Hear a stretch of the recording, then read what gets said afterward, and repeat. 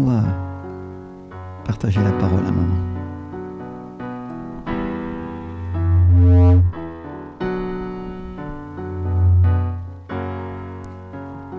Alléluia. On a vu dimanche dernier que Dieu nous avait donné l'ordre de nous multiplier. On a vu qu'il nous avait donné l'ordre de faire des enfants. Et on a vu qu'il nous avait donné l'ordre d'avoir des enfants spirituels. Et qu'il voulait qu'on les élève, qu'il voulait qu'on en prenne soin. Et on a vu aussi que les ministères avaient été placés par Dieu pour perfectionner les saints, pour perfectionner ceux qui avaient été sanctifiés. Et sanctifié, ça veut dire mis à part pour Dieu. Et si nous croyons en Jésus, Dieu nous a mis à part pour que nous puissions le servir. Il nous a sanctifiés, il nous a rachetés avec le sang de l'agneau. Et il a placé les ministères, il a placé les églises pour qu'on puisse apprendre. On va lire ensemble Éphésiens 4 au verset 10 à 12. La Bible nous dit, celui qui est descendu, c'est le même qui est monté au-dessus de tous les cieux. Et c'est le Seigneur Jésus, n'est-ce pas? Qui est descendu aux enfers pour libérer les âmes en prison et qui est monté au ciel pour s'asseoir à la droite du Père afin de remplir toutes choses. C'est-à-dire son but, c'était quoi? C'était que nous soyons remplis, ou c'était de tout remplir jusqu'à ce que ça déborde. Son but, c'était de remplir le ciel et la terre d'âme jusqu'à ce qu'elle déborde. Et ça, c'est la raison pour laquelle le Seigneur Jésus est venu. Pour sauver ceux qui étaient perdus. Parce qu'il voulait remplir le ciel. Parce qu'il voulait remplir la terre d'âme qui lui appartiennent. Et quand Dieu a un plan, il continue de l'accomplir jusqu'à la fin. Et la Bible nous dit qu'il a donné les uns comme apôtres, les autres comme prophètes, les autres comme évangélistes, les autres comme pasteurs et docteurs pour le perfectionnement des saints. Et il nous parle de gens qui sont remplis du Saint-Esprit. Il nous parle de gens qui sont appelés avec une charge particulière. Et la Bible appelle ça un ministère. Et le ministère, c'est la charge. Le ministère, c'est l'appel spécial que Dieu donne à certains pour qu'ils puissent le servir. Et donc, c'est quoi un ministre? Le dictionnaire Larousse, il nous dit que c'est quelqu'un qui est membre du gouvernement. Il nous dit que c'est quelqu'un qui est à la tête d'un département. Et c'est qui le gouvernement de Dieu? C'est Dieu le Père, Dieu le Fils et Dieu le Saint-Esprit. Et ce gouvernement a choisi des hommes, il a choisi des femmes qu'il a prévues d'avance et qu'il a appelés ministres. Et à leur tête, il a placé le Seigneur Jésus, qui est la parole de Dieu et qui est la tête de l'Église. Ça veut dire que c'est lui qui donne les ordres. Et ces ordres vont forcément être conformes à sa parole. Parce qu'il est lui-même la parole. Ça veut dire que vous ne pourrez jamais entendre un ministre vous dire une chose qui n'est pas conforme à la parole de Dieu, parce que la parole de Dieu ne se contredit jamais. Et ce sont les hommes qui la tordent, parfois. Et donc Dieu a choisi des ministres des gens qu'il a créés, des gens qu'il a choisis, qu'il a formés, qu'il a estimés dignes de le servir pour transmettre sa parole. C'est-à-dire c'est lui qui les a estimés dignes. C'est pas les hommes. Ça veut dire quand Dieu donne un ministère à quelqu'un, il le justifie et il l'équipe en lui donnant l'onction. Et l'onction, c'est une des preuves du ministère. Et ensuite, Dieu prend la personne, il la prépare, il l'équipe, il la rend capable d'en préparer d'autres. Et donc, ce n'est pas les hommes qui choisissent les ministres, mais c'est Dieu. Et être un ministre ou avoir un ministère, ce n'est pas une profession, mais c'est un appel. Et il faut l'onction. Parce que personne ne peut prétendre avoir un ministère s'il n'a pas l'onction ou si la présence de Dieu ne va pas avec lui. Et donc être pasteur, ou être prophète, ou être docteur, ou apôtre, ou évangéliste, ce sont les 5 ministères que Dieu a donnés sur la terre. C'est pas un titre. C'est pas avoir un diplôme. C'est la présence de Dieu qui marche avec nous.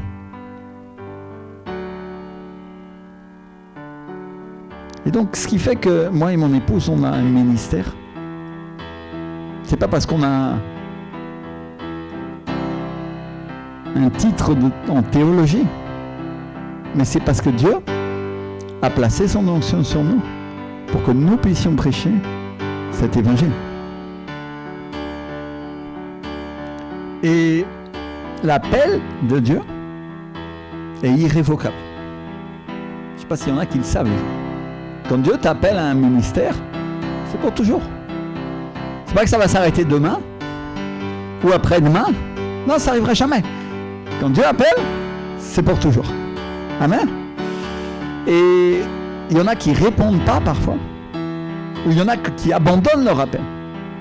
Et ça ne change pas les choses parce que l'appel de Dieu sur ta vie, si tu es appelé au ministère, est irrévocable. Et ce n'est pas que les hommes peuvent t'enlever ou décider que tu es pasteur ou que tu n'es pas pasteur, ou que tu es évangéliste ou pas, mais c'est Dieu. Et il y a des pasteurs qui ont été humiliés par le peuple de Dieu, ou traités avec manque de respect, ou manque de considération pour leur appel. Et c'est le moment de changer. C'est le moment de changer. C'est le moment de respecter à nouveau les ministères que Dieu nous a donnés. Alléluia. Et une des manières de respecter un ministère, c'est de l'appeler par son titre. Alors, je vais prendre cet exemple, ils ne sont pas là avec nous, ils sont en Colombie, mais c'est pas Gloria ou Carlos ou... C'est le pasteur Gloria ou pasteur Carlos. Et donc quand on fait ça, et quand on le fait de cœur, on reconnaît l'appel que Dieu a mis sur leur vie. Et on le proclame. Dis avec moi, proclamer. Amen. Et pourquoi tu crois que Dieu a changé le nom d'Abraham et qu'il l'a appelé Abraham? Pour qu'il l'entende. Pour que chaque jour que Dieu fait, il entende son appel. Père de quoi? Père de multitude. Et même sa femme a dû l'appeler aussi Abraham, parce que c'est comme ça que Dieu avait choisi de l'appeler. Alléluia. Et donc je voudrais que l'Église comprenne une chose, c'est que quand elle honore le ministère, elle honore Dieu. Et elle sème dans sa vie. Quand tu appelles un pasteur, tu es en train de lui dire, je reconnais qui tu es et je reconnais ce que Dieu a fait avec toi. Alléluia. Il ne faut pas oublier une chose, c'est que ce qu'on sème, on le récolte. Et donc si on sème le mépris, ton ministère ou ton travail à toi aussi va être méprisé. Mais si tu sèmes l'honneur, le Seigneur va faire que toi aussi tu seras honoré. Et le pasteur Carlos et la pasteur Gloria sont appelés et sont des pasteurs. Même si ce n'est pas eux qui prêchent dans cette église. La plupart du temps. Mais ils sont là pour rassembler les brebis. Et ils ont un ministère. Et Dieu va dévoiler ce ministère. Dis avec moi, Dieu va le dévoiler. Vous savez quoi dévoiler? Montrer quelque chose qui était caché. Ça veut dire dans quelques jours, dans quelques semaines, vous allez voir, vous allez savoir c'est quoi leur ministère et c'est quoi leur appel dans l'église. Alléluia. Et quand je préparais cette prédication, le Saint-Esprit m'a dit, dis-leur que c'est le temps. Et que maintenant que vous êtes sortis des épreuves, c'est le temps de vous mettre au travail. Et moi, je me souviens quand ils se sont présentés humblement et seuls, ici dans cette église, et qu'ils sont venus avec personne. Non pas comme font certains qui amènent des divisions et qui emmènent des gens avec eux, ou comme ça nous est arrivé ici déjà au centre de vie de la foi. Une personne qui reçoit son appel et puis après elle s'en va et elle emmène des gens avec elle. Ça c'est un rebelle. Eux ils ne sont pas venus comme ça. Ils sont venus ici tout seuls. Et quand ils ont décidé qu'ils voulaient venir ici, ils nous ont simplement dit qu'ils voulaient parler avec nous. Ils ne nous ont pas dit qu'ils étaient des pasteurs. Mais le Saint-Esprit m'a dit, honore-les et invite-les à manger parce qu'ils ont un ministère. Et si à moi qui ai un ministère, Dieu me demande de les respecter, de les honorer, que je les appelle pasteur, alors tu peux être certain d'une chose, Dieu te le demande à toi aussi. Alléluia. Et on doit apprendre à honorer les ministères dans cette église, même ceux qui ne sont pas de chez nous. Et s'il vient un pasteur ici nous visiter, on va bien le traiter et on va l'asseoir ici au premier rang.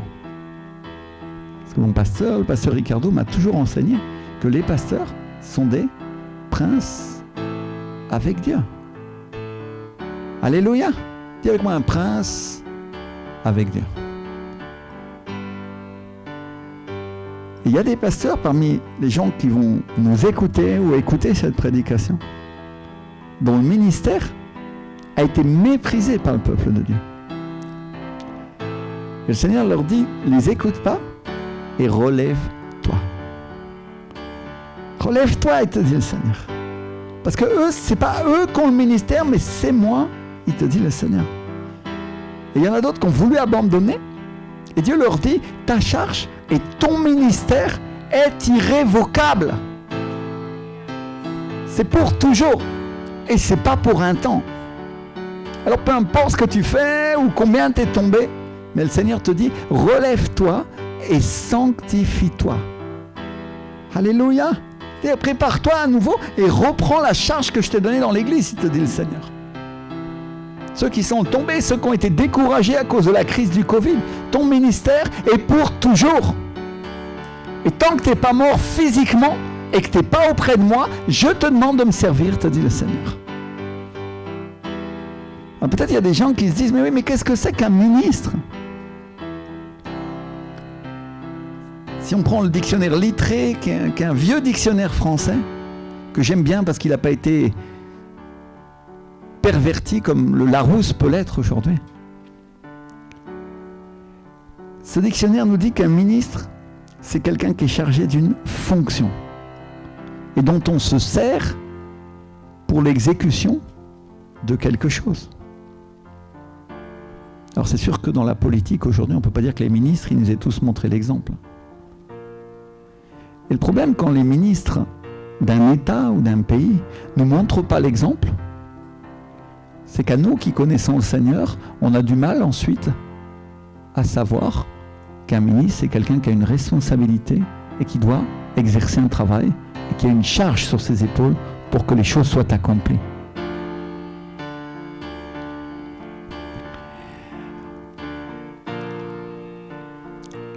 la Bible et l'apôtre Paul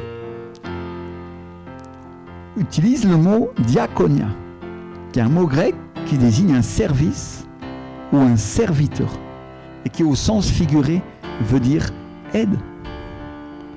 C'est-à-dire quelqu'un qui aide, quelqu'un qui apporte son aide à Dieu, qui lui apporte un service, et quelqu'un dont il se sert. Et mes frères et sœurs, il y a quelque chose qu'on doit comprendre dans l'Église, c'est que Dieu ne fait pas tout lui-même, mais au contraire, il se sert de nous, parce qu'il veut qu'on quoi? Il veut qu'on participe.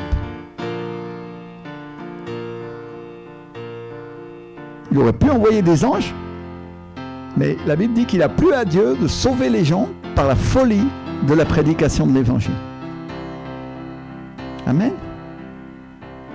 Dieu aurait pu envoyer des anges, mais il nous a envoyé nous. Parce qu'il nous aime et il veut qu'on participe. Et donc Dieu s'est choisi des aides, Dieu s'est choisi des gens qui allaient le servir et à qui il a donné une charge et qu'il a appelé des ministres. Et qui sont chargés de quoi faire? De perfectionner les saints.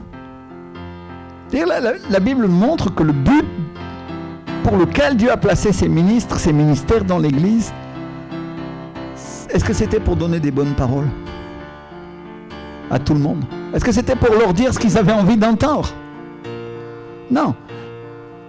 Est-ce que c'était pour faire tout le travail à la place du peuple de Dieu? Non plus. Comme on peut le voir ici en France dans l'Église. Non. Il leur a donné une charge. Et la charge, c'était d'amener le matériel et de brancher les câbles. Non? Je me trompe? Si, sûrement. La charge, c'était de supporter les plaintes du peuple de Dieu. C'est ça qui est écrit dans la Bible. Non? De recevoir toutes les accusations. Non? On ne doit pas avoir la même Bible alors. Visiblement, dans l'Église en France, les Français ne partagent pas la même Bible que celle que je suis en train de leur lire. Et si on regarde la parole, ce qu'elle dit vraiment, elle dit que Dieu leur a donné la charge de perfectionner, qui ça? Ceux qui étaient déjà parfaits, non? Parce que moi, j'ai été dans des églises où les croyants, ils pensaient qu'eux, ils avaient la charge de perfectionner leur pasteur. C'est arrivé dans mon église. Les croyants sont venus et ils ont pensé que eux, ils avaient la charge et l'autorité de me rendre parfait à moi. C'est vrai ou c'est pas vrai? Je dis des bêtises, chérie? Ça se dit pas dans l'église, ça se fait pas. Je sais. Mais c'est vrai ou c'est pas vrai? C'est vrai, non? Et je pense qu'il y a des milliers de pasteurs qui ont vu ça ici dans cette nation. Pendant des années et des années et des années. Et mon frère, je suis venu te dire aujourd'hui, c'est le temps de changer ça. C'est le temps de changer ça. Parce que tu ne peux pas bénir et être béni si tu n'es pas quelqu'un qui accorde l'honneur aux serviteurs que Dieu a placés sur ta vie. Ça n'arrivera pas, ça n'arrivera jamais. Tu ne seras jamais béni si tu n'obéis pas à cette parole que le Seigneur a donnée. Alléluia! Je voudrais parler à tous ceux qui ont un a priori sur le fonctionnement de l'Église, qui pensent que l'Église, c'est ça. La parole de Dieu nous dit clairement que Dieu a donné des ministres, il a donné des apôtres, il a donné des prophètes, il a donné des évangélistes, il a donné des docteurs, et il a donné des pasteurs. Avec un seul but. Perfectionner les saints. Perfectionner ceux qui ont été mis à part, qui ont été sanctifiés par Jésus. Et perfectionner, ça veut dire rendre, comment? Rendre parfait. Ça veut dire amener à quoi? À la perfection. Il y en a qui vont dire, pasteur, quel orgueil! Tu vas nous rendre parfait, toi? Parce que je les connais, les croyants, je les ai pratiqués pendant des années. Ils disent rien, mais ils sont là, ils disent, oh moi, toi tu vas nous rendre parfait? Nous, on est là pour te rendre parfait. Parce qu'ils ne te le disent pas, mais c'est ce qu'ils pensent. Et vraiment, tant qu'il y a une pensée comme ça dans ton cœur, la bénédiction de l'évangile ne peut pas s'appliquer pour ta vie. Il y a des personnes religieuses en ce moment qui nous regardent. Et qui disent, c'est un scandale ce que cet homme-là a dit. Et le Seigneur te dit, ce qui est scandaleux, c'est ce que toi tu fais. Ça, c'est scandaleux, il te dit le Seigneur.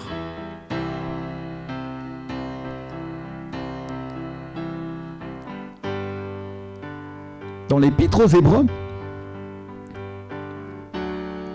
l'apôtre Paul nous parle des esprits des justes. C'est qui les esprits des justes? C'est toi, c'est moi. Celui qui a été justifié par Jésus. Et il nous parle des esprits des justes, parvenus à quoi? Parvenus à la perfection. Alléluia. Ça veut dire qu'un jour dans le ciel, tu seras rendu parfait. Mais il y a beaucoup de croyants qui s'accommodent de cette promesse et de cette parole et qui disent, c'est bien, je serai parfait quand Dieu aura redimé mon corps et je serai amené à la perfection. Et pendant ce temps-là, je ne fais rien dans l'église, je ne fais rien dans ma vie personnelle et spirituelle pour m'améliorer et être plus proche de Dieu, parce que ça n'arrivera qu'un jour où je serai arrivé au ciel. Mais je suis venu pour remettre ta théologie d'aplomb. Tu te trompes complètement. Parce que pourquoi Dieu aurait amené ses ministères pour amener le peuple de Dieu à la perfection, si la perfection, tu l'atteindrais que le jour où tu irais au ciel? Alors bien sûr, si on parle de la perfection absolue, je suis d'accord. Parce que ça arrivera que le jour où tu seras redimé. Mais c'est subtil. Parce que s'il n'y avait pas moyen de se perfectionner ici sur la terre, Paul ne serait pas en train de dire « Je travaille à mon salut avec crainte et quoi? Et tremblement ». Et est-ce que Dieu est tellement idiot qu'il a envoyé des gens qui servent à rien? Et je n'ai jamais cette pensée-là. Parce qu'il y a une réforme. On parle toujours de la réforme de Luther, non? Et ça a été une bonne réforme. Et on se réjouit. Mais certains, ils pensent qu'on est arrivé parce qu'on a la réforme de Luther. Mais quand on voit l'Église en Europe, quand on voit l'Église en France, on se dit qu'il y a une réforme à faire encore. Et cette réforme, elle est dans le cœur des gens. Et Dieu nous parle d'avoir une circoncision de cœur aujourd'hui. Dis avec moi, mon cœur doit être circoncis par la parole. Si on prend le livre de Josué, quand Dieu amène le peuple de Dieu à la colline des Aralotes, qui veut dire que les pierres tranchantes, Dieu lui dit, prends une de ces pierres, c'est un silex, je crois, et il casse une pierre, et il dit, maintenant tu vas circoncire mon peuple. Alléluia! Alors bien sûr, nous on est sous la grâce, on n'a pas besoin d'avoir cette circoncision physique aujourd'hui. Alléluia! Mais il y a une chose que nous devons savoir. C'est que notre cœur doit être changé, doit être transformé par l'Esprit de Dieu pour qu'il soit conforme à sa volonté. Amen?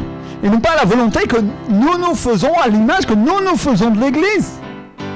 L'Église, c'est pas ce que toi tu penses, c'est ce que Dieu pense et c'est ce qu'il a prévu. Dis avec moi. L'Église, c'est ce que Dieu pense et c'est ce qu'il a prévu pour toujours. Alléluia. Si tu prends cette pierre, il y en a qui ont déjà vu un couteau en céramique, vous avez ça à la maison? Ça coupe bien, hein? Faites attention, hein, si vous coupez un steak avec ça, vous pouvez vous couper un doigt en 2 minutes. Eh bien, un silex cassé, ça tranche encore plus que ça. Et quand Dieu prend cette pierre et qu'il lui ordonne à Josué de la casser pour circoncire et enlever une partie de chair qui ne sert pas au peuple de Dieu, il est en train d'amener une image de ce qui sera dans l'avenir, de ce qui sera par la suite. Alléluia, il y a quoi une image. C'est-à-dire, il est en train de montrer quelque chose qui va se passer ensuite, dans la suite, pour le peuple de Dieu, chez beaucoup de réverbérences. Et le Seigneur est en train de montrer que ce qui va se passer, ça va être quelque chose dans lequel il va te circoncire, non pas ce bout de chair qui, aux hommes, qui ne sert pas, parce que ça c'était la loi, mais ce bout de chair dans notre vie qui ne nous sert à rien. Et il va prendre cette parole et il va la rendre tranchante et il va venir enlever ce qui ne nous sert à rien. Il va enlever. Alléluia. Parce que qu'est-ce qu'on fait avec la peau quand on la circoncis, le petit garçon ou le grand garçon, parce que c'était des grands garçons, hein. Je crois que Dieu a circoncis, c'était des hommes, non? Ils ont gardé la peau quelque part, hein, pour la mettre dans leur porte-monnaie, pour l'avoir en souvenir. Non, ils l'ont jetée. Parce que ça leur servait à rien. Et le Seigneur te dit aujourd'hui que la partie de chair que tu transportes avec toi dans ton cœur, la manière de penser des hommes, ne te sert à rien. Alléluia. Et c'est le temps pour l'Église de jeter la chair pour que ce soit l'Esprit qui domine dans sa vie. Amen. Alléluia. Et donc le but de Dieu, c'est que nous travaillions. Pourquoi faire? Pour être un club de gens parfaits? Non, parce que moi j'ai l'impression des fois dans l'église. Hein. Nous on est bien et les autres ils sont mal, non? Non. Le but de Dieu, c'est que nous travaillions. Pourquoi faire? Pour être plus proche de la perfection que Dieu a voulu pour son Église. Alléluia. L'objectif du Seigneur, c'était de rétablir le plan initial dans nos vies. Et la première chose que Dieu fait, c'est de nous sauver. Et ensuite, il nous met à l'église pour qu'on puisse apprendre, pour qu'on puisse étudier sa parole, pour qu'on puisse apprendre à être avec lui et nous perfectionner. Et il nous met des professeurs, il nous met des ministres, pour qu'on puisse apprendre, pour qu'on puisse être perfectionné. Et le mot qu'utilise Paul dans la Bible, quand il dit que Dieu a placé des ministres, qu'il a placé des ministères pour le perfectionnement des saints, c'est le mot katartismos, qui est un mot grec qui désigne un ajustement ou une complète préparation. Et ça se traduit par perfectionner. Donc à quoi sert le ministère? À nous ajuster, à nous préparer, à nous aider à arriver à la perfection. Alléluia. Quand je voulais me marier, j'ai cherché une femme dans l'église. J'ai cherché une femme dans le groupe d'église avec lequel on travaillait. Et un jour, j'ai eu un rêve. Et il y avait José Marie, le pasteur catalan de Myriam. Il était dans son sous-sol et il préparait 2 pianos à queue.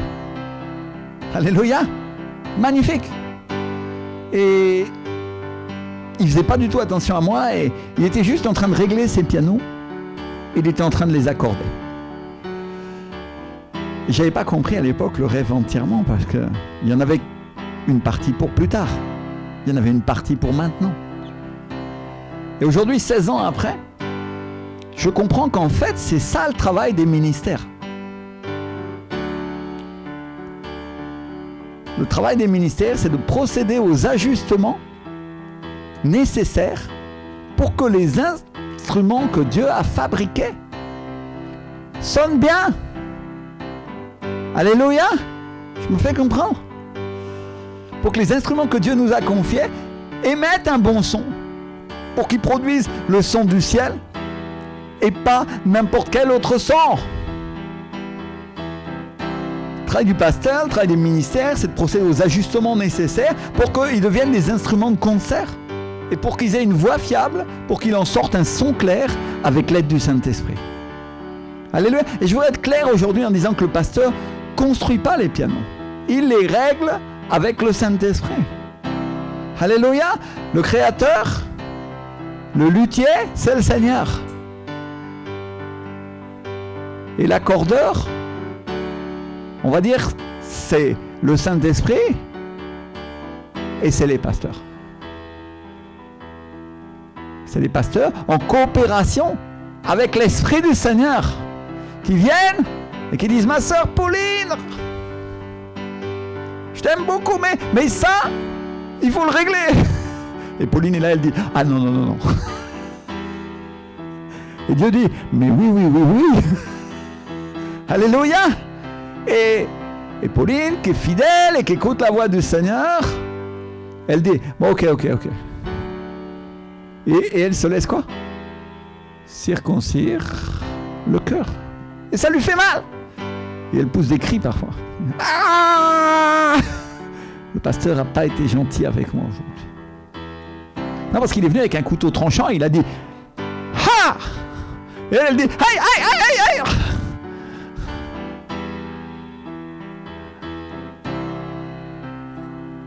Et nous, on est tous là et on dit « Seigneur, est-ce que ça, c'est l'Église ?» Et mon frère, ma soeur, oui, ça, c'est l'Église. Oui, ça, c'est l'Église.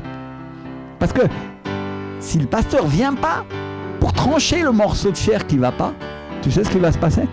Tu vas le transporter avec toi et il va pourrir dans ta vie. Vous avez déjà mis, il fait chaud en ce moment ici, non? Vous avez déjà mis un morceau de viande dans la poubelle? Et puis, au bout de 4 jours, vous revenez dans votre appartement. Ça sent comment? Ça sent la mort. Si c'est de la viande, ça sent la mort, non? Ça sent carrément, hein? C'est affreux ce que je dis, mais c'est vrai ou c'est pas vrai? Et si on laisse un morceau de chair pendouillé et qu'il n'est pas vivant, qu'est-ce qui va se passer? Il y aura une odeur de mort. Et la Bible nous dit, et l'apôtre Paul nous dit, aux uns une odeur de vie et portant la vie, aux autres une odeur de quoi? De mort. Et c'est à toi de choisir, mon frère, ma soeur, aujourd'hui, l'odeur que tu veux porter. Tu préfères porter Chanel numéro 5 ou pourri de chez Pourri et Pourri? Parce que c'est pas la même odeur et ça, c'est pas le même parfum, non? Odeur de poubelle qui a pourri pendant des jours. Qui sortent de rire dans l'église, mais gloire à Dieu. Parce que c'est ça l'odeur que nous choisissons de porter, non? Et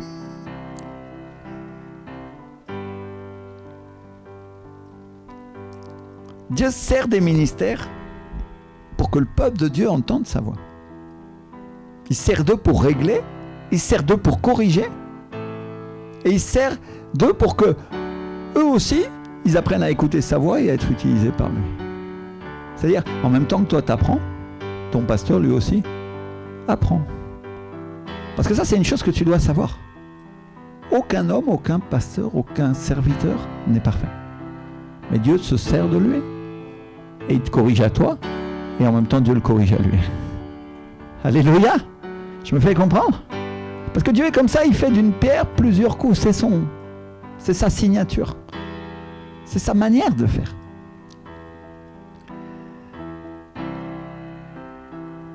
Et Dieu corrige son peuple. Il le règle pour qu'il apprenne à recevoir ce son intérieur clair qui reflète ce qui vient de lui. Amen.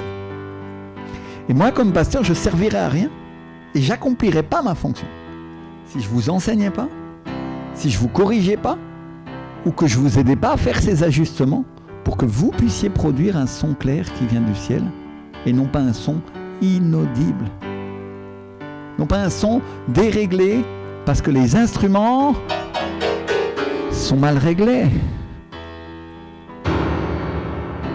Imagine que pendant qu'elle est en train de jouer, je vienne Et je m'amuse à appuyer sur les touches qu'il ne faut pas.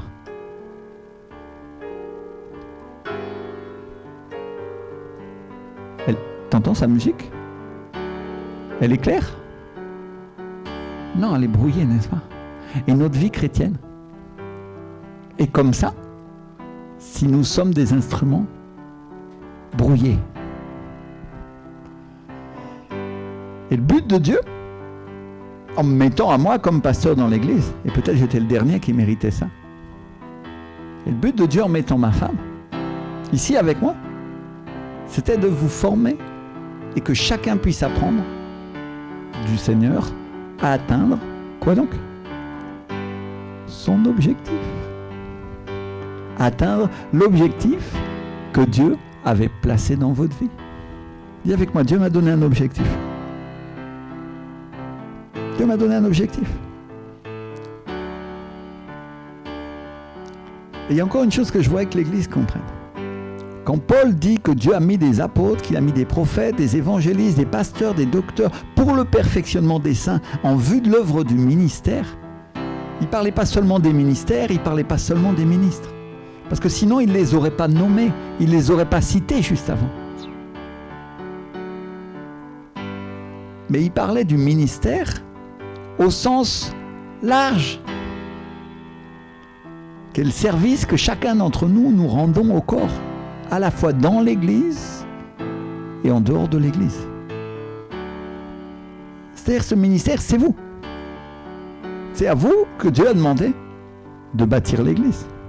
C'est à nous, bien sûr, aussi, mais c'est aussi à vous. Alléluia! C'est-à-dire Dieu n'a pas décidé de construire l'Église sans auparavant avoir réservé une place à chacun de ses enfants. Dis avec moi, Dieu a une place pour moi.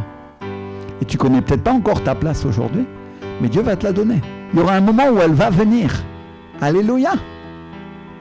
Et ma sœur Rachel, on avait cette discussion l'autre jour. Tu te souviens que tu m'as dit, je voulais une église où je sers. Amen. Et tu as raison, gloire à Dieu. Parce que tu as compris que le service, c'est une bénédiction pour l'église. Amen. Et tu sers bien. Et je t'ai dit une chose, tu te souviens? Je t'ai dit, c'est super ce que tu dis. C'est super ce que tu veux. Mais il y a une chose, il y a un prérequis, non? C'est-à-dire, qu'est-ce que j'ai fait? J'ai fait un ajustement sur ce que tu disais pour que tu prennes conscience de la totalité.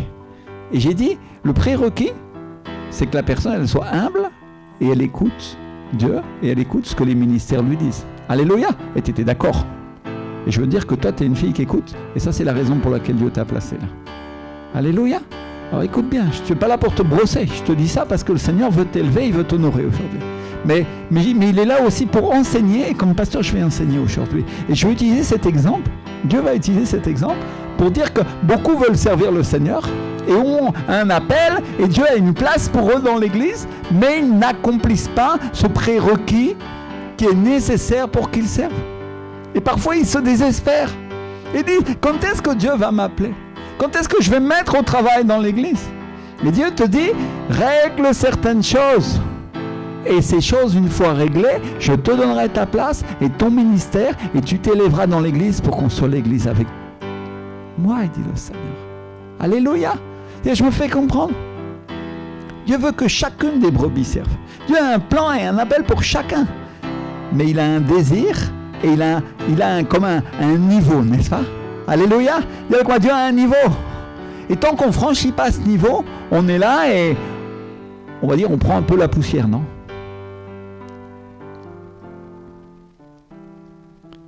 Dieu ne construit pas son église sans élever les gens. Il ne la construit pas sans préparer les ministères qui vont avoir une relation spéciale avec lui et qui vont pouvoir guider le peuple de Dieu et qui vont pouvoir les accompagner. Parce que Dieu s'est dit, c'est trop dur s'ils sont tout seuls. Et je vais leur mettre des hommes et des femmes, je vais leur mettre des ministères qui seront loin et qui vont les aider à se perfectionner. Et le travail de nos pasteurs, le travail du pasteur José Marie, le travail du pasteur Thomas, qui est un Argentin, qui a travaillé avant lui, n'est-ce pas? Le travail de mon pasteur, le pasteur César, et ensuite du pasteur Ricardo. On portait du fruit parce que nous sommes ici devant vous en train de faire un travail. Alléluia! Je me fais comprendre. Parce que Dieu nous a capacité, Dieu nous a rendu capables par le Saint-Esprit d'enseigner sa parole aujourd'hui.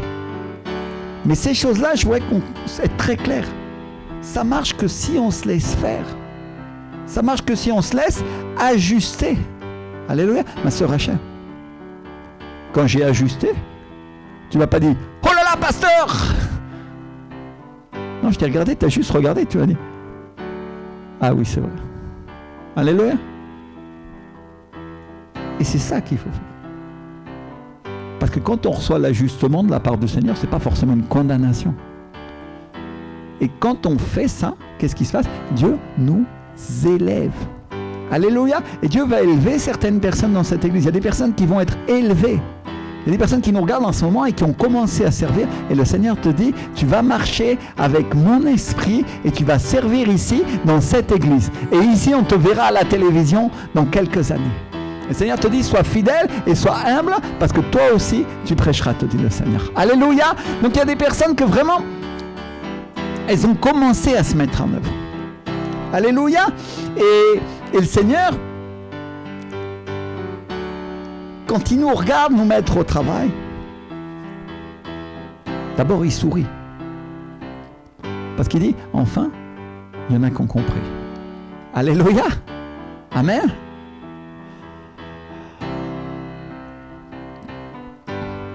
Mais j'ai une chose que je voudrais partager encore aujourd'hui. Que fait le luthier qui fabrique un violon, qui fabrique un piano, si l'instrument ne se laisse pas faire et qu'il ne se laisse pas accorder?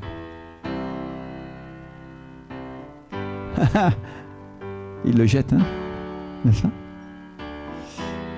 D'abord, il fait des essais. Si c'est un luthier patient, il va faire des essais, non? Et il va faire des essais pour le corriger.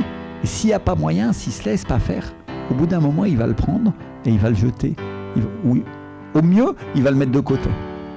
Pour un temps. Parce qu'il va dire, et il va le laisser prendre la poussière dans un coin de la salle. Et un jour, pour revenir plus tard et dire, bon, on va voir si maintenant, il ou elle est prête. Et il y a des croyants comme ça. Non pas que le Seigneur voulait les jeter, mais il les a laissés mariner un temps. Et il les a laissés un peu pourrir sur place. Pour qu'ils se rendent compte. Et pour que Dieu puisse procéder aux ajustements. Et le Seigneur te dit aujourd'hui, si tu écoutes ma voix, si tu te laisses ajuster, je t'élèverai dans ce ministère, il dit le Seigneur. Alléluia.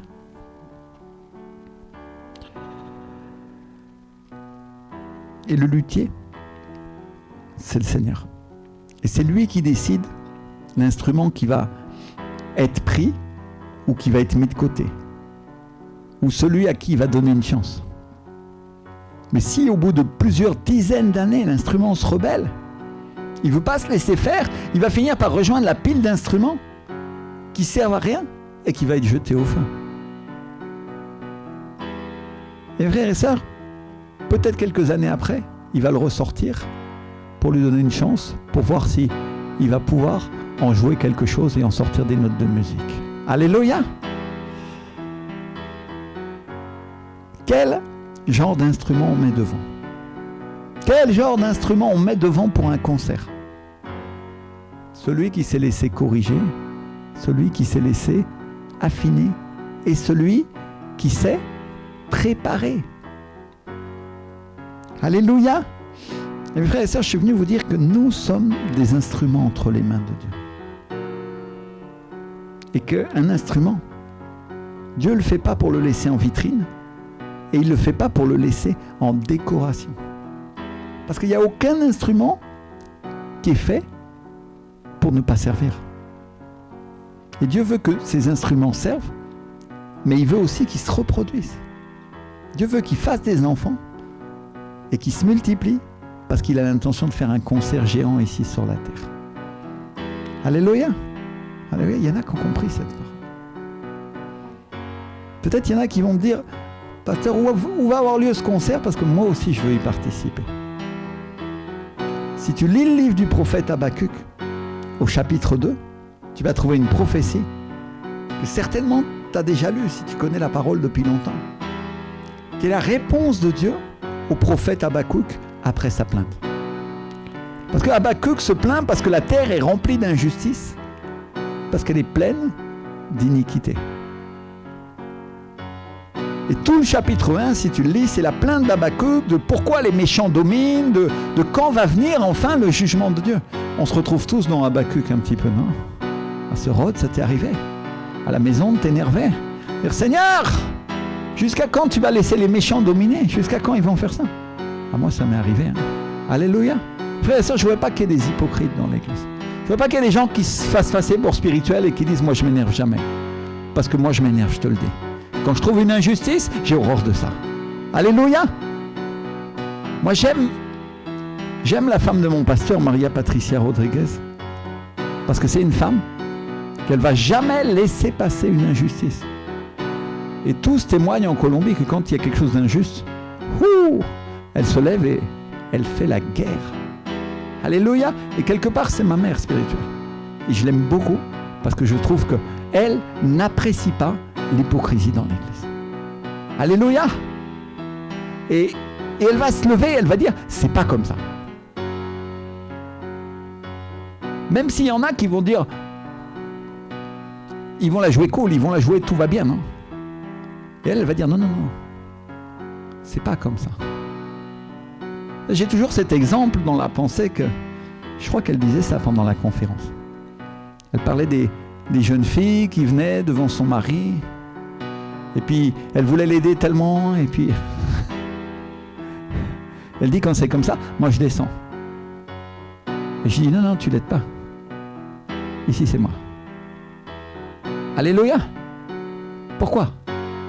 Parce que c'est une guerrière, c'est une femme de Dieu qui dit non, ici l'apparence on n'en a rien à faire. Ici ce qu'on cherche à élever, c'est la vérité. Alléluia. Et toi et moi, on sait ce que tu es en train de faire. Et le Seigneur dit non. Alléluia. Frères et sœurs, on a besoin d'hommes et de femmes de guerre qui sont capables de dire la vérité de cette manière-là dans l'Église. Peu importe s'ils sont en scandale parfois. Parce que ce qui compte, c'est qu'ils ne soient pas en scandale aux yeux de Dieu. Alléluia. On reçoit tous une correction. Hein. Moi-même. Hein. On n'est pas parfait. Mais Dieu nous montre et nous dit la réalité des choses. Ce qui est vrai. Ce qui a de l'importance. Et ce qui a de l'importance sont les valeurs du royaume de Dieu dans l'Église. Alléluia.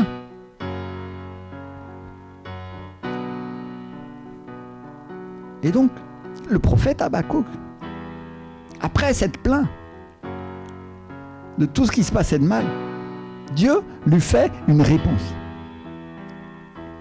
On la trouve au chapitre 2, verset 14. Une promesse que nous connaissons tous, qui dit « Car la terre sera remplie de la connaissance, de la gloire, de l'Éternel. » Alléluia. Comme le fond des mers par les eaux qui le couvrent. Il y en a qui ont déjà lu cette prophétie. Le prophète Habakkuk, il nous parle d'un moment où la terre va être remplie de la connaissance de la gloire de Dieu. Peut-être, il y en a qui vont dire, pasteur, comment ça va arriver ces choses-là? Est-ce que Dieu va donner cette connaissance aux oiseaux? Est-ce qu'il va la donner aux poissons? Parce qu'ils connaissent déjà le Seigneur et ils lui obéissent et ils répondent à sa parole. On a vu ça dimanche dernier, n'est-ce pas?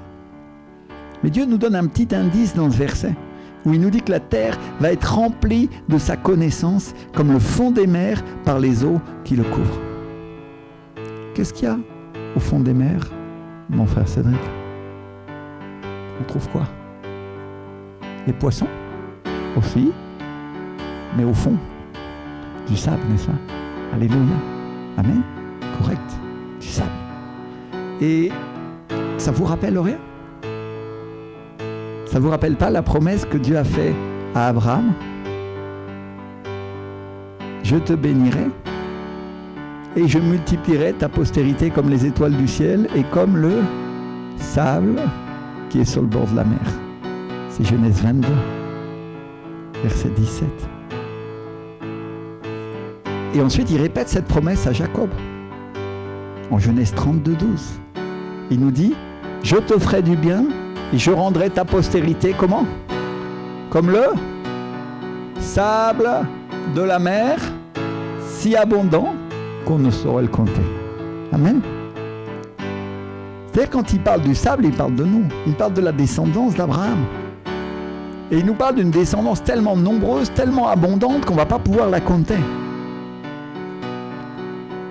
Et l'apôtre Paul, dans l'épître aux Galates, vient aussi à notre secours en nous disant « Et si vous êtes à Christ, vous êtes donc la postérité d'Abraham, héritier selon la promesse. » C'est-à-dire en nous définissant clairement comme étant la postérité d'Abraham. Il est en train de dire que c'est nous les croyants, c'est nous qui croyons en Jésus, qui sommes héritiers de la promesse d'Abraham. N'oubliez pas qu'Abraham, c'est le père de la foi. Ce n'est pas le père de ceux qui ne croient pas. C'est le père de ceux qui croient. Et donc, Dieu nous parle d'une descendance spirituelle et non pas d'une descendance matérielle. Ça nous aide à comprendre pourquoi il veut aussi circoncire notre vie, non? Parce qu'il ne nous parle pas d'une descendance de la chair, il nous parle d'une descendance de l'esprit. Alléluia! Amen! Et il recommence dans l'épître aux Romains, en Romains 4,13, où il nous dit « En effet, ce n'est pas par la loi que l'héritage du monde a été promis à Abraham ou à sa postérité, c'est par la justice. » De quoi? De la foi. Amen. Est-ce que la foi, c'est une œuvre de la chair? Bien sûr que non. C'est quelque chose de l'esprit. Amen. La foi, c'est quelque chose de l'esprit.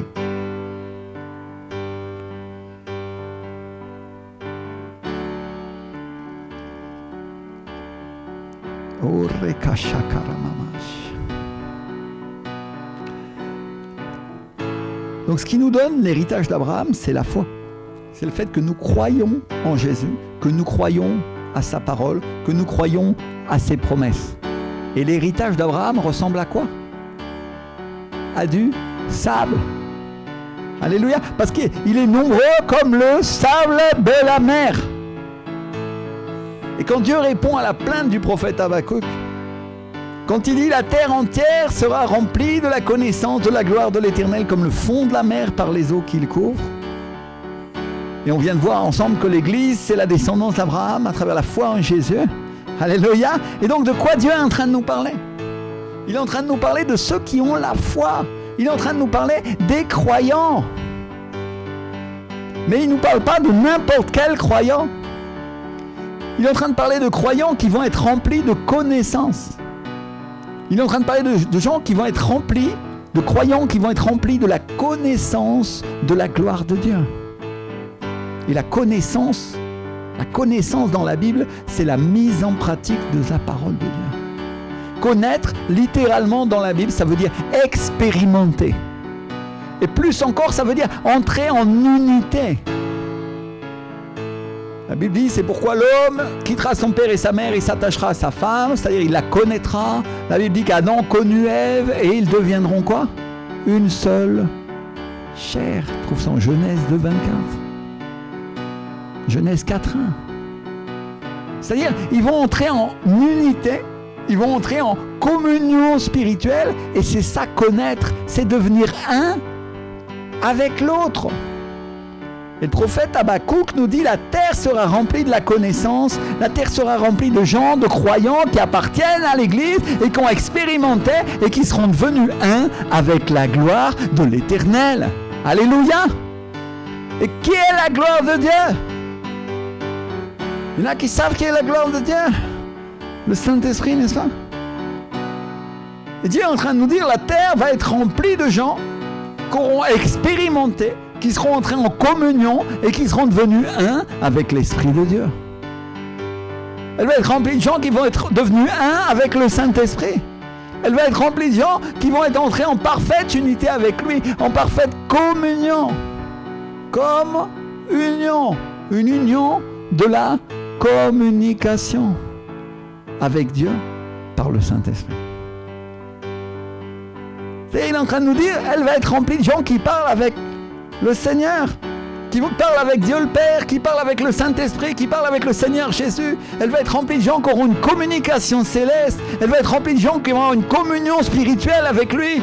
Elle va être remplie de gens qui prennent leur téléphone céleste ou qui prennent leur talkie-walkie céleste et qui ont une communication spirituelle avec lui. Alléluia. Elle va être remplie de gens qui sont en parfaite union, en parfaite relation avec le Saint-Esprit, en parfaite relation avec le Père et en parfaite relation avec le Seigneur Jésus. Parce qu'ils le connaîtront au travers de qui? Au travers du Saint-Esprit. Alléluia. Dis avec moi, connaître. N'oubliez pas ce que dit la parole de Dieu. Il vous révélera les choses cachées. Il prendra de ce qui est à moi et il vous le donnera. Est-ce que c'est pas ce que le Seigneur Jésus nous a dit en parlant du Saint-Esprit? Il va prendre de ce qui est à moi et il vous mettra en communion avec moi. Il va faire de vous un avec moi. Comme moi-même, je suis un avec le Père, il dit le Seigneur. Et donc quand le prophète Habakkuk nous donne cette prophétie qui est pour la fin des temps, et il nous dit, la terre sera remplie de la connaissance de la gloire de l'Éternel. Il va la remplir avec quoi? Il va la remplir avec toi et il va la remplir avec moi. Alléluia. Pourquoi? Parce qu'à qui Dieu donne la connaissance? Est-ce qu'il la donne aux oiseaux? Est-ce qu'il la donne aux poissons? À qui Dieu donne la révélation? Aux hommes. Dieu la donne aux hommes. Et il nous parle d'un moment où il va remplir la terre avec toi et avec moi parce que nous sommes remplis du Saint-Esprit. Et il nous parle d'un moment où on va se multiplier. Et il parle d'un moment où vraiment nous allons devenir un avec l'Esprit de Dieu. Il y en a qui vont dire, pasteur, comment Dieu va nous multiplier si ici on n'est que 2 ou 3 dans l'église? Alléluia. Et c'est que Dieu l'a déjà fait. Avec Adam et Ève. Il les a pris et avec ça il s'est formé une population mondiale. Et comme l'œuvre était imparfaite, il a recommencé à partir de Noé. Et maintenant, il recommence à partir de Jésus. Et la Bible nous dit que Jésus est le dernier Adam. C'est-à-dire, il est celui qui va compléter l'œuvre. Il est celui qui va rendre l'œuvre parfaite. L'apôtre Paul, dans l'épître aux Corinthiens, en 1 Corinthiens chapitre 15, versets 45 et 46, nous dit clairement, c'est pourquoi il est écrit, le premier homme Adam devint une âme vivante, le dernier Adam est devenu un esprit, comment? Vivifiant, un esprit qui donne la vie. Alléluia. Mais ce qui est spirituel n'est pas le premier, c'est ce qui est animal. Ce qui est spirituel vient quand? Ensuite. D'abord, tu nais naturel et ensuite Dieu te fait spirituel parce que tu connais le Seigneur Jésus et tu t'approches et tu laisses la chair volontairement et tu commences à suivre l'esprit. Alléluia. Je me fais comprendre, mon frère, ma soeur. Et un petit peu plus loin, au verset 49, le Seigneur nous dit à travers l'apôtre Paul, et de même que nous avons porté l'image du terrestre, nous porterons aussi l'image du céleste. Alléluia. Amen. Tu vas porter une image du ciel, mon frère, ma soeur. Et Dieu est en train de dire que le dernier Adam vient à la fin. Et il va faire que nous portions l'image de Dieu. Et la Bible nous dit qu'il est le premier-né d'un grand nombre de frères. Amen. Et donc le prophète Habakkuk, des années auparavant, nous parle d'un réveil mondial. Et il nous parle d'un moment où les fils et les filles de Dieu qui sont en communion avec Dieu par le Saint-Esprit vont quoi? Ils vont se multiplier. Alléluia. Et Dieu ne parle pas d'un réveil local ou d'un réveil dans un pays, dans une ville ou dans une région comme il y en a eu jusqu'à présent. Non, il dit toute la terre. Toute la terre va être remplie de la connaissance de la gloire de Dieu. Et donc Dieu parle d'un moment où on va se multiplier numériquement. Il parle d'un moment où les fils et les filles de Dieu vont être très nombreux. Et il parle d'un moment où la connaissance de Dieu aussi va augmenter. Et on ne parle pas d'une connaissance intellectuelle, mon frère, ma soeur. On parle d'une connaissance spirituelle, une connaissance qui est esprit. Alléluia. Et qui va être absolument partout sur la terre à travers nous. Vous comprenez le plan de Dieu? Le plan de Dieu, c'est que tu prospères. Le plan de Dieu, c'est que tu te multiplies. Alléluia. Je vois que tu te lèves un instant dans l'église et tu dis, Seigneur, j'appelle la croissance sur ma vie. Oh Seigneur, j'appelle la multiplication, mon roi.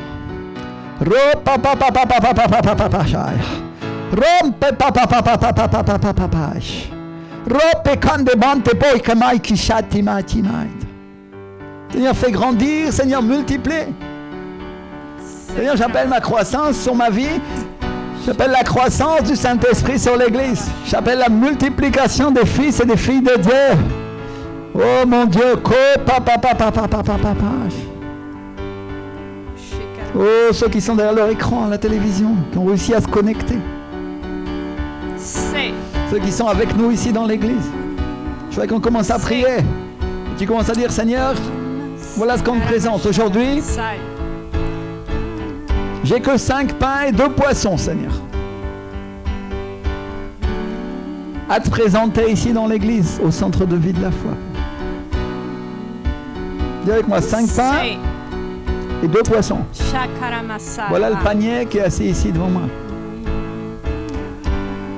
Oh, rababababaïta.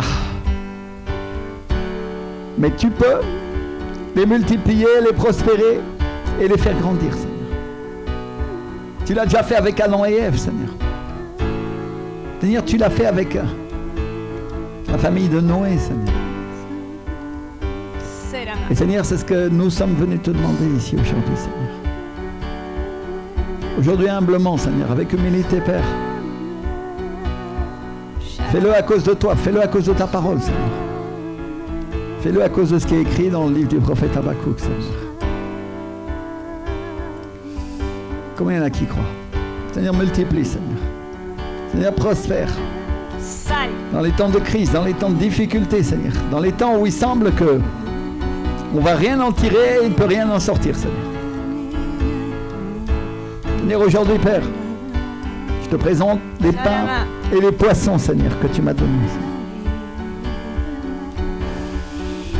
Seigneur, multiplie. Seigneur, on voit la croissance, Seigneur, spirituelle et numérique dans l'Église, au centre de vie de la foi, Seigneur.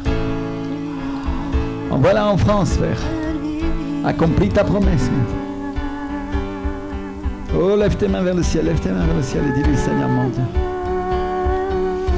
C'est toi et seulement toi, mon roi. Lequel d'entre nous aurait ce pouvoir, Seigneur? Si ce n'est toi qui travaille, le peuple travaille en vain, Seigneur. Mais si c'est toi qui fais l'œuvre. Seigneur, nous voulons nous disposer comme ces instruments, Seigneur, qui doivent être certainement corrigés, Seigneur. Oh, Rebaka Shatimante Monte Manti Maiti Maiti. Considère le pain, considère les poissons, Seigneur. Peut-être ils n'ont pas l'air d'être beaucoup, Seigneur. Mais toi, tu vois autrement, Seigneur. Et tu sais, Père.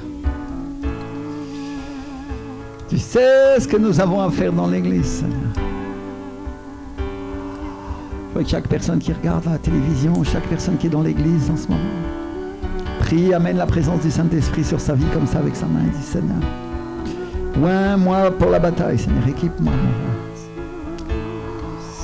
roi. Oins-moi, Seigneur. Alléluia, prends-le, reçois-le. Plus sur ta vie, plus sur ta vie. Plus sur ta vie.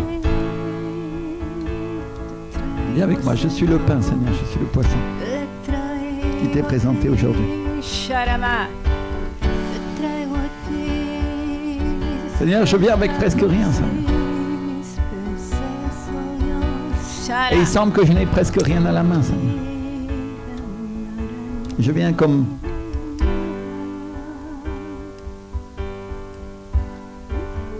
tes disciples, Seigneur. Oh mon Dieu, Remashikaramama.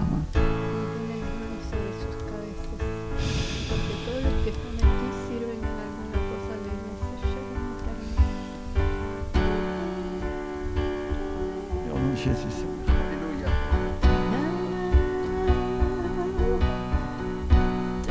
Oh mon Dieu. Oh mon Dieu.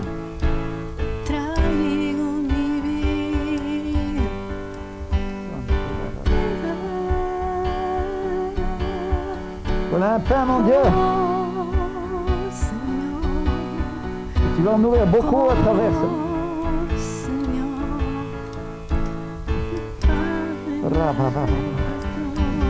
Shut up. grandir numériquement, fais grandir spirituellement. Fais grandir, mon Dieu, celui et celle qui se disposent à servir, Seigneur. Fais le pain, Seigneur. Oh, mon Dieu. Sakarama. Oh, papa.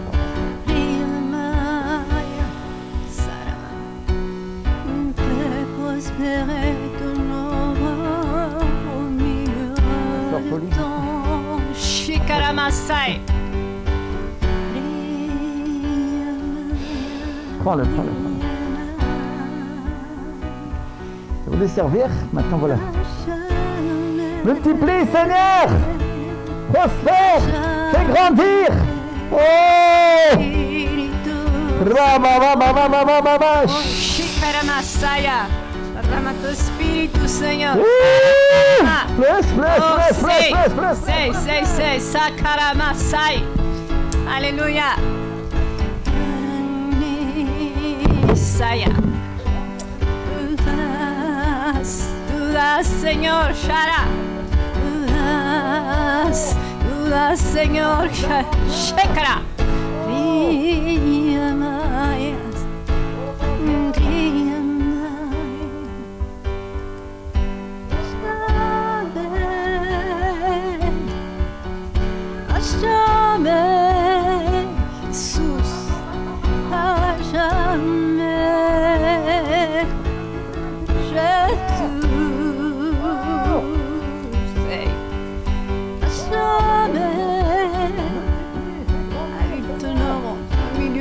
Seigneur, Shakara Masaya, abîme mon cœur.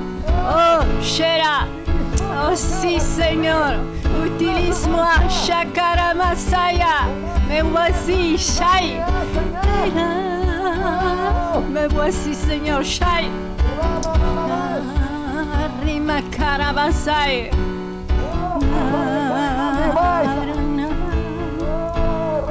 Moi, le plus faible de tous, Karama. Sers-toi de moi, Seigneur, Sharamakaya. Sers-toi de moi, Seigneur. Moi, le plus faible de tous, Seigneur. Orima Karabasaya, glorifie-toi, Seigneur.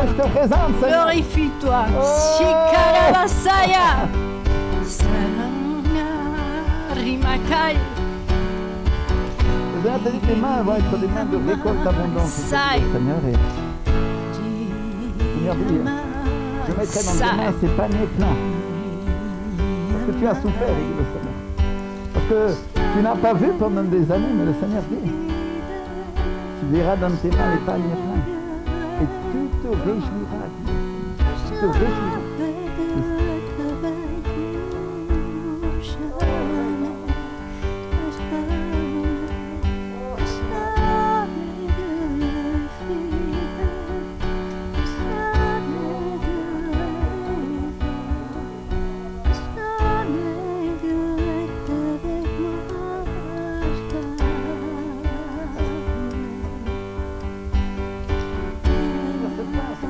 Avec humilité. C'est. Oh! Multiplie, prospère, fais grandir, Seigneur! Seigneur Jésus, Seigneur Jésus. Même mon pied sur ta tête.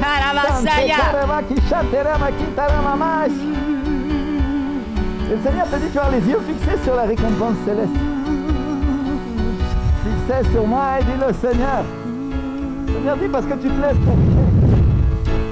Ne te lasse pas de servir. Oh, le Seigneur dit, je vais faire grandir l'onction sur toi. Et tu verras la multiplication, tu verras la provision, et tu verras la pêche céleste, dit le Seigneur. Oh, prends-le.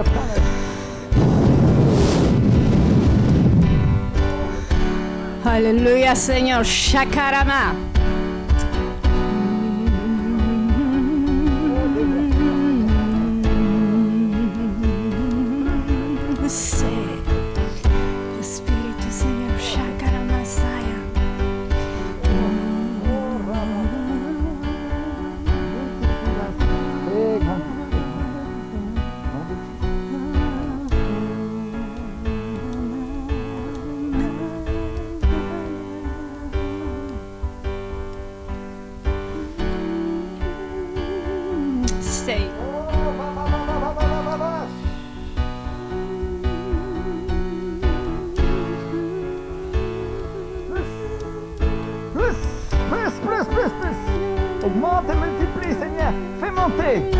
monter, fais monter, fais monter.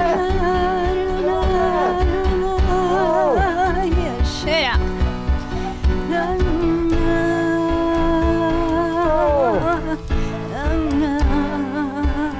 Le Seigneur dit à ceux qui sont en train de nous regarder, Kara. parce que cette réunion a commencé sans faire de bruit, parce qu'il semblait qu'elle ne porterait rien.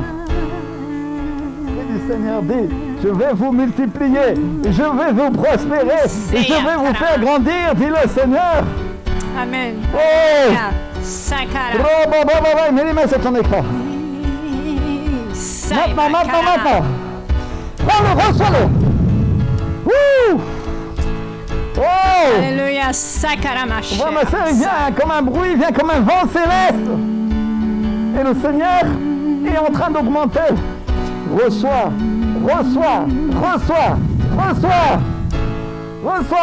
La capacité de multiplier, la capacité de procréer, la capacité de faire avancer mon église, il dit le Seigneur. Oh! Oh, toute l'église prie. Une onction très forte aujourd'hui. Très forte sur l'église. Oh, reba. Sekara. Il y a des personnes qui regardent cette émission pour la première fois. Je ne sais pas s'ils sont en train de la regarder en ce moment ou si c'est quelque chose qu'ils vont regarder après. Mais l'Esprit du Seigneur te dit, prends et reçois cette onction et je t'appelle dans cette église, te dit le Seigneur.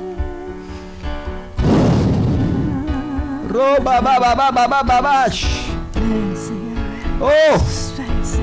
Une dame qui est seule avec ses enfants à la maison, elle est en train de regarder. Le Seigneur te dit, je te donne. Je te donne, dit l'Esprit. Je te donne. Oh! Elle sent l'onction, elle commence à se mettre à trembler en ce moment. C'est l'Esprit du Seigneur sur ta vie. Prends ce vent. Oh! Oh!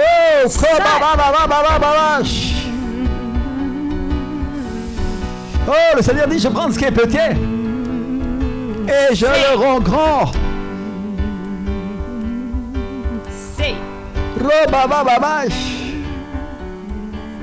Je vais faire une œuvre très grande dans cette église.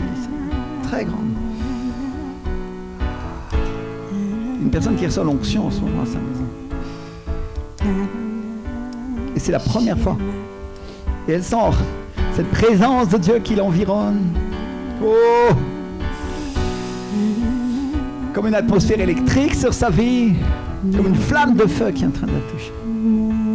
Le Seigneur te dit, je t'aime. Est-ce que tu penses que je t'avais oublié, le Seigneur?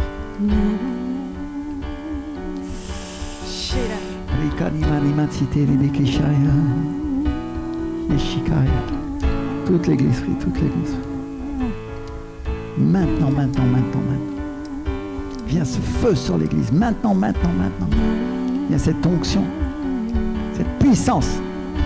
Oh! Il y a cette capacité de se multiplier, d'avancer, de faire grandir mon œuvre, dit le Seigneur. Le Seigneur te dit, Patrick, prépare-toi. Le Seigneur te dit, je vais t'amener des hommes d'affaires. Alléluia. Et ils vont écouter ta voix. Et ils viendront s'asseoir à côté de toi ici. Le Seigneur te dit, prends-les par la main et conduis-les ici, dit le Seigneur.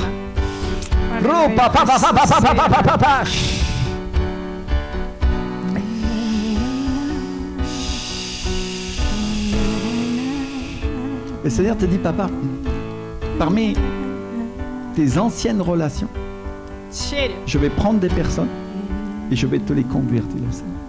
Amen. Oh! Le Seigneur dit, ce sont des relations de travail anciennes. Et des gens que tu avais oubliés et auxquels tu ne pensais pas, il te dit. Le Seigneur te dit, je vais renouer le contact avec eux et tu vas leur parler de ma parole. Oh, Korabaki Chateli Santa. Rimakoba Bibande Bobo Kiba Baba Baba Sokora Mama Shaita. Toute l'église prie, toute l'église prie, toute l'église. Et pasteur Carlos, quand tu vas revenir ici, Tu vas constater que l'atmosphère spirituelle a changé. Sai. Le Seigneur te dit ton ministère va commencer à se développer. Il va commencer à grandir. Oh, papa, papa. Et toi et ta femme, je vous bénirai, je vous multiplierai, dit le Seigneur.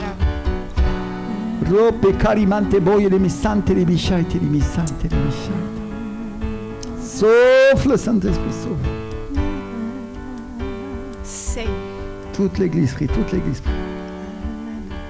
Toute l'église prie. Cette huile qui vient ici sur l'église. Oh, papa, papa, papa, papa. Il y a cette onction.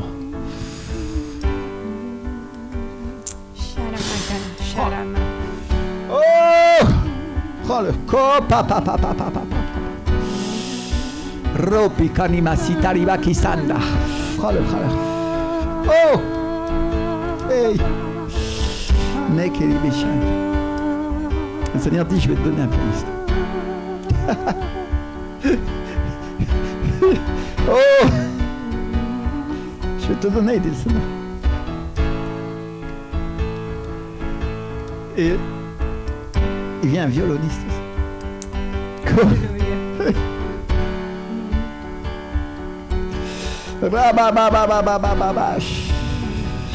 Sante Karivaki Shari Mekandibri Santa.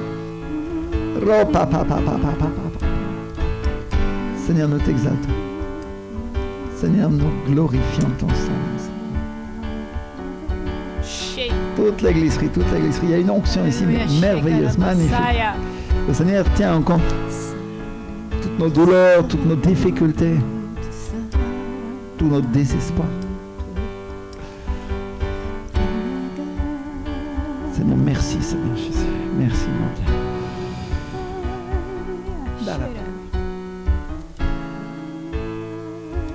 Oh papa, papa, papa.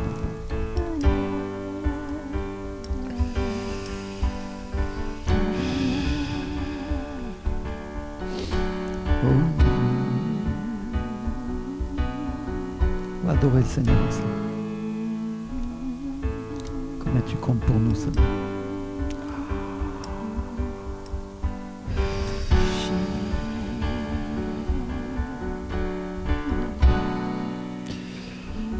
Combien t'es précieux, mon Dieu. Combien tu prends un moment difficile et t'en fais un moment facile, Seigneur.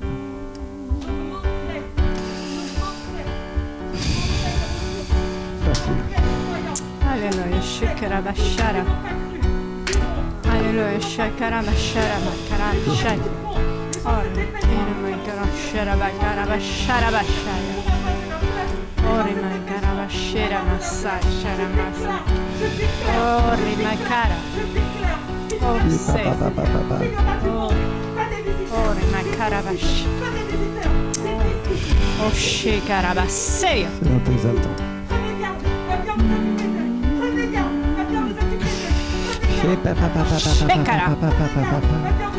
Shekara. Rima karabash. Sheya. Okerama shera. Shai.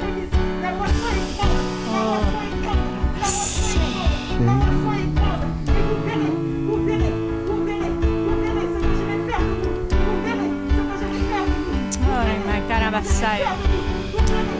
Rima karabashaya. Shekara. Sekarama. Rima karabashaya. Rima seya. Shekarama. Rima sheka. Rima kara. Rima karabasi. Sekara.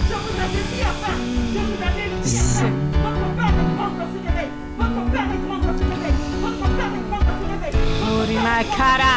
Sheya. Se. Karama sharabase. Alléluia, merci Seigneur. Merci mon Dieu. Papa, papa. Toute l'église prie, toute l'église prie, toute l'église prie. Il y a une onction très spéciale, très spéciale. Il y a des personnes qui sont en train de recevoir la télévision en ce moment. Elles vont voir ma gloire dans leur vie, dit le Seigneur. Elles vont voir ma gloire. Pendant que je souffle, mon esprit sur vous, dit le Seigneur. Je suis avec vous, dit le Seigneur.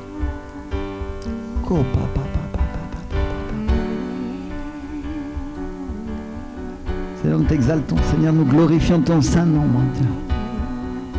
Seigneur, nous voulons venir à toi, Seigneur, et aujourd'hui, nous voulons amener notre dîme, amener nos offrandes, Seigneur. Parce que toi seul t'es digne, Seigneur, mon Dieu. Toi seul t'es digne, mon Dieu. Je voudrais que chacun d'entre nous, on prenne l'enveloppe qui est sur nos chaises et on considère ce que le Seigneur fait aujourd'hui. On considère les choses surnaturelles que Dieu est en train de lancer au milieu de nous. Comment l'Esprit s'empare de nous et commence à agir.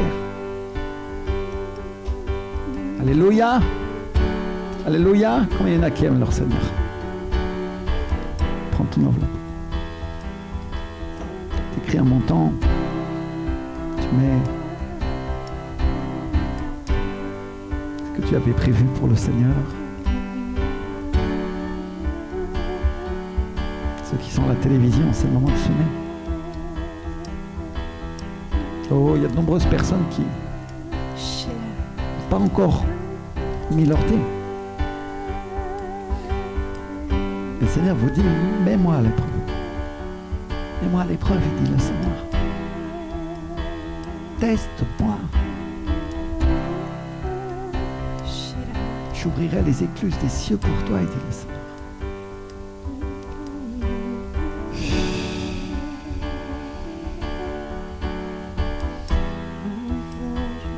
Il y a une onction pour ces choses-là aussi. Dieu veut multiplier, Dieu veut prospérer. Et on va semer pour ça. Alléluia. Quand on amène nos dîmes au Seigneur, on reconnaît qu'il est Dieu. C'est notre reconnaissance. On décide d'obéir à sa parole. Et tu sais ce qui se passe quand tu décides d'obéir? Dieu prend ce que tu as mis et il accomplit ce qu'il a promis. Il y a des personnes qui vont obéir à la télévision aujourd'hui.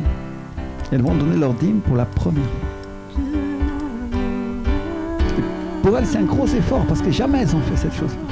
Et le Seigneur te dit, je vais multiplier et je vais prospérer tes finances.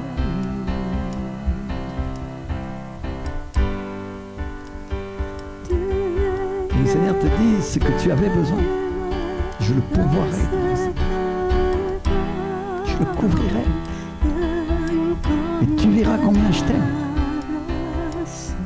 Et comment mes promesses s'accomplissent pour toi, Dieu Seigneur.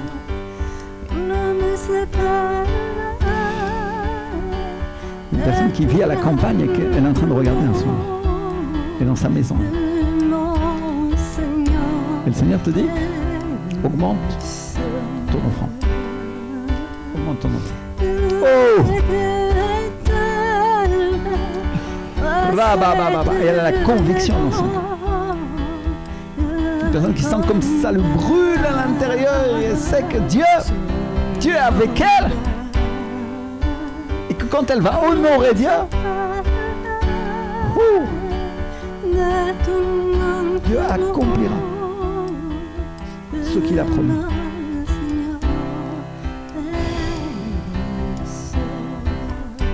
Combien il y en a qui veulent débloquer leur bénédiction aujourd'hui?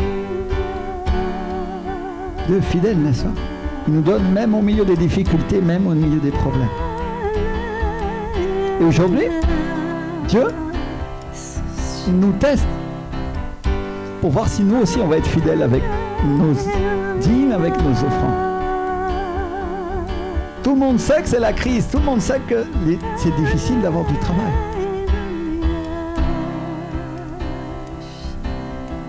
Alléluia. Mais Dieu, peut te donner un travail au milieu de la crise. Alléluia. Il peut. Alléluia. Mon frère Cédric, je t'ai pas demandé avant, mais est-ce que tu veux bien donner témoignage de ce que Dieu a fait? Tu veux? Viens. Avant qu'on s'aime.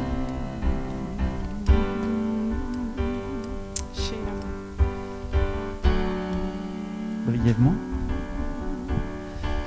Bonjour à tous. Alors au moment où je cherchais vraiment un travail, au moment le plus opportun, le téléphone sonne en fait. Et c'est un travail vraiment qui a sonné à ma porte grâce au Seigneur. Dans le domaine que j'aime particulièrement, en plus l'aéronautique. Alléluia. Et du coup je commence bientôt ce nouveau travail. Alléluia. Merci Cédric. Merci beaucoup. On applaudit le Seigneur parce que vraiment, je sais que Cédric, ça fait un moment qu'il avait besoin d'un travail. Alléluia. Et au moment de la crise Covid, il a perdu son travail. Mais le Seigneur est fidèle, n'est-ce pas? Alléluia. Amen. ¿Quieres decir algo? Non. Merci Seigneur.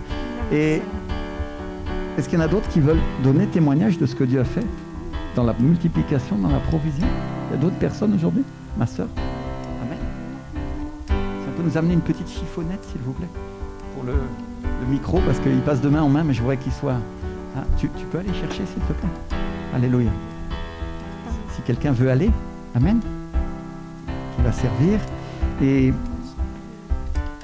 avant de semer, je voudrais que chacun d'entre nous, on soit conscient de ce que Dieu il peut faire pour nos vies. Amen. Ma sœur, s'il te plaît. Amen.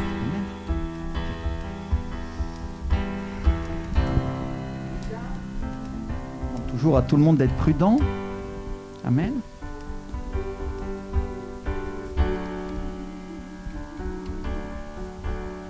Que le Seigneur soit béni. Donc, je voulais aller en Colombie pour le congrès mondial et je n'avais pas d'argent, pas du tout.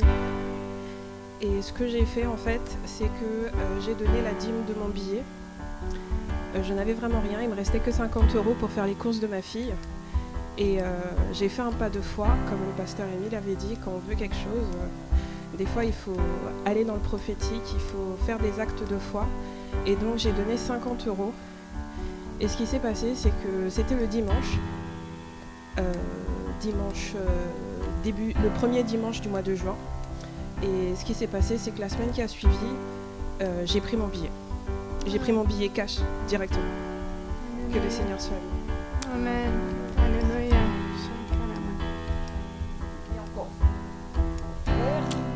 Ouais, Seigneur, chaque chose qu'elle va faire, Père Seigneur. Amen. Je la bénis aujourd'hui. Au nom de Jésus. Multiplie. Augmente la provision sur ses mains, Seigneur. Au fur et à mesure qu'elle s'aime, Seigneur. C'est une femme de foi, Père. Alléluia, Seigneur. De l'or, Seigneur, qui va pousser ici, Seigneur. On déclare, Père, ses bénédictions, ses promesses. Au nom de Jésus. Amen. Alléluia. Alléluia. Et je crois que Dieu, aujourd'hui, nous a prouvé qu'il veut nous bénir. Amen. Alors, si on a préparé notre offrande et on a vu un témoignage de provision, 2 témoignages de provision. Un qui a eu un travail, alléluia, et l'autre qui a reçu un billet d'avion alors qu'il n'y avait pas d'argent. Amen. Et Dieu peut tout faire. Dieu peut multiplier même ce que tu n'as pas. Ou le peu que tu as. Alléluia. On va semer. Celui qui est sur Internet, sur le compte videlafoi.com, tu trouveras une rubrique offrande. Et tu peux donner avec ta carte bleue sur le compte PayPal. Si tu veux envoyer un virement, tu peux nous écrire sur le contact@videlafoi.com et on t'enverra l'IBAN de l'église. Mais toutes les personnes qui veulent semer en ce moment, c'est le moment de semer parce qu'il vient la crise. Et mon frère, ma soeur, si on veut récolter pendant une crise, je ne sais pas si tu sais un petit peu avant, mais il faut avoir semé avant. Alléluia. Il y en a qui savent ça. On a vu le dimanche précédent que le semeur semait. C'était pour récolter la semaine prochaine. Non, c'est pour récolter dans quelques mois. Amen. Et nous, on va faire la même chose. On va semer pour récolter dans quelques mois ce que le Seigneur a pour nous. Amen. Si ma sœur Rachel, tu veux passer avec les offrandes, viens, approche-toi. Seigneur, nous te bénissons. Seigneur, nous glorifions ton saint nom. Amen. Alléluia. Pendant qu'on s'aime, Seigneur, pendant qu'on est en train d'amener nos dîmes, pendant qu'on est en train d'amener nos offrandes, je décrète pour toi la provision sur ta maison. Alléluia, dis avec moi, je reçois cette provision. Alléluia. Oh, elle vient sur ma vie, Seigneur. Serrée, secouée et débordante. Oh, Reba qui sante mante mai. Je déclare que la bénédiction courra après toi et non pas toi après la bénédiction. Alléluia. Je déclare qu'elle te poursuivra et tu ne la poursuivras pas. Dis avec moi, Seigneur, je reçois. Seigneur, je prends cette bénédiction, mon Dieu, que tu as préparée pour moi depuis avant la fondation du monde. Au nom de Jésus. Amen. Et Amen, Seigneur. Alléluia.